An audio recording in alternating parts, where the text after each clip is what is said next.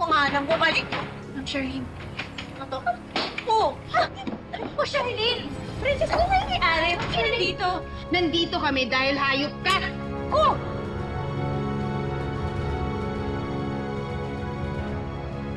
Ma'am Charlene, tama ka. Ma'am Charlene, Listado na kayo ni Divina, ha?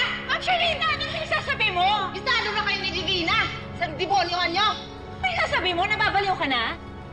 Ikaw ang kumontak sa van na kumidnap kay Libby nung araw na nawala siya. Ano to? Imagination mo na naman? Hawak po namin yung phone ng contact mo. Tinawagan ka pa nga namin eh.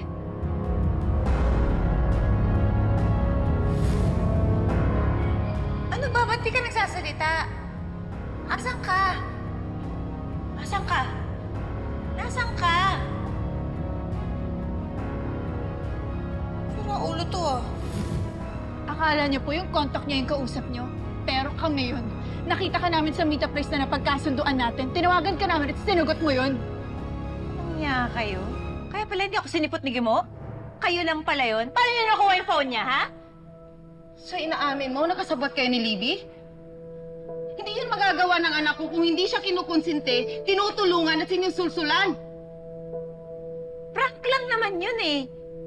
Frank, muntik na masira yung buhay at kinabukasan ng pamilya ko. Tapos nagkalamat yung relasyon namin ng asawa ko dahil sa prank na yan. Ayok ka! Walang iya mo talaga! Ayok ka! Ano na naman to? Yung Charlene talaga ayaw niya ako tigilan. Teka lang ah. Charlene, walang kapatawaran tong ginawa mo, ha? Tumigil ka na nga! Ano pa ba sa yung tinuturo mo sa anak ko? Wala na ako kailangan ituro sa kanya dahil likas na sa kanya pagiging sok lang sa'yo. Walang iya ka talaga sa anak ko talaga! Tumigil ka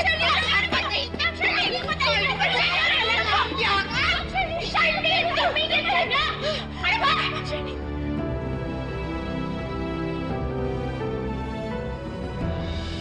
Mabuti naman at dumating ka na. Dahil ikaw talaga sadya ko.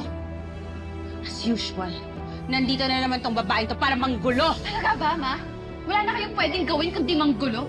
At kasama mo na naman yung princess na yan. Anak, wala namang gulo kundi ito sininula ni Divina. Siya ang ugat ng lahat ng kasamaan. Ano bang pinagsasabi mo? Bistadong-bistado ng kawalangian mo. Alam ko na, nakasabot mo si Libby at yung babae yan sa kidnapping.